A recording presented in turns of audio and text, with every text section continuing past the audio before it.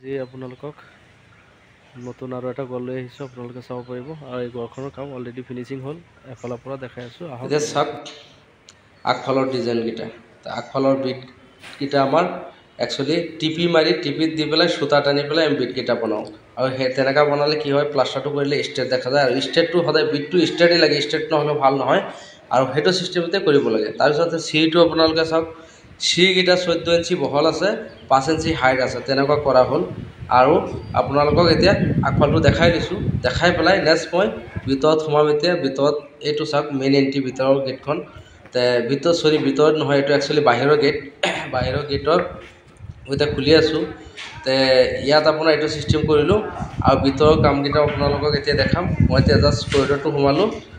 কৰিডৰৰ কামটো চাওক, finishing main কথা আপোনালোকে চাব, ঘৰবিলাকৰ ফিনিচিং কেনেকুৱা হৈছে। ফিনিচিঙৰ ওপৰত ডিপেণ্ড কৰে, আপোনালোকে ফিনিচিংটো সদায় চাব। তাৰপিছতে এইটো চাওক, ৰাইট চাইডত এইটো হ'ল চিৰি দি পেলাই ওপৰত গৈছে।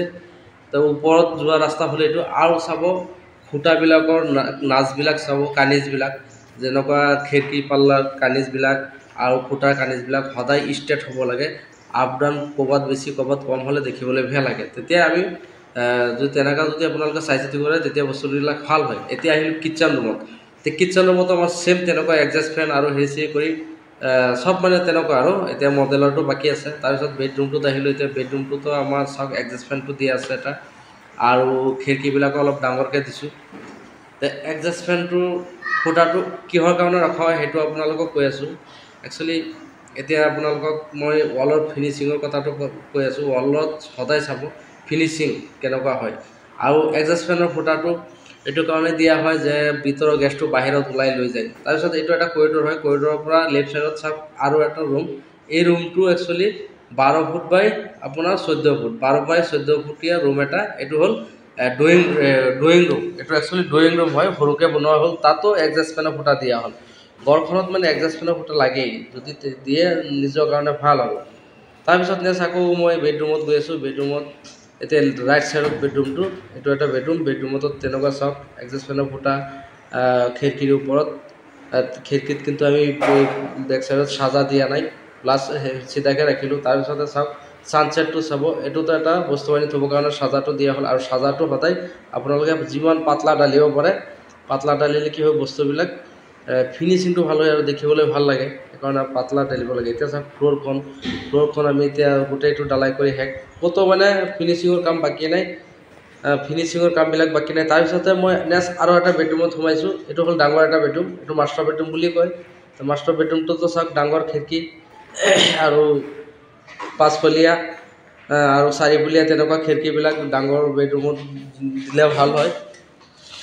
তেনেকুৱা ধৰক দিব পাৰি। আৰু ইয়াতো আমাৰ ছেম তেনেকুৱা চাজা এটা দিয়া হ'ল বস্তু আনি থ'বৰ কাৰণে। তাৰপিছতে নেক্সট আপোনাৰ মই ফিনিচিঙৰ কথাটো এতিয়া পাতিলোঁ বাৰু। ফিনিচিংটো আপোনালোকে চালে, ফিনিচিংটো সদায় আপোনালোকে হাত লগাই চাব ফিনিচিংটো কেনেকুৱা হৈছে। কিন্তু ৰুচাত দিব, পলিচত ফিনিচিংটো নকৰিব। তাৰপিছত মই নেক্সট পিছফালে লেট্ৰিন বাথৰুমৰ ওপৰতো আমি এটা বস্তু বাহিনী থ'বৰ কাৰণে চাজা এটা দি দিলোঁ, মানে চেলেবৰ নিচিনা ডালা এটা কৰি দিলোঁ। এইটো কৰাৰ কাৰণে এটাই ভাল হ'ল, এইটো কৰি দিয়াৰ কাৰণে এটা বস্তুৱেই ভাল হ'ল, বস্তু বাহিনী থ'ব পৰাকৈ সুবিধা হয়। তাৰপিছত চাওক, এইটো এটা বাথৰুম হয়। এইটো বাথৰুমৰ লগত আকৌ এটা লেট্ৰিন, এইটো হ'ল লেট্ৰিন। তাৰপিছতে আৰু এটা ডাঙৰ বাথৰুম আপোনালোকক দেখাই আছোঁ। এইটো লেট্ৰিনৰ চব বস্তু ফুটা যেনেকুৱা লাগে তেনেকুৱা ৰাখি থ'লোঁ। ওপৰত অলপ মানে বস্তু আনি থ'বৰ কাৰণে তাতো অলপ চেলেব ৰাখি থ'লোঁ।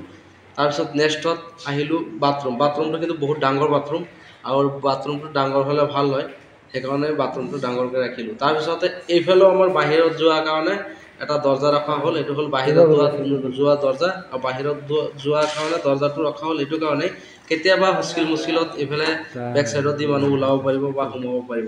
এইফালে চাওক, বাহিৰফালে আপোনালোকক দেখাই আছোঁ ফিনিচিংবিলাক। আৰু সদায় আপোনালোকে ফিনিচিংটো মন কৰিব। থেংক ইউ আপোনালোকক।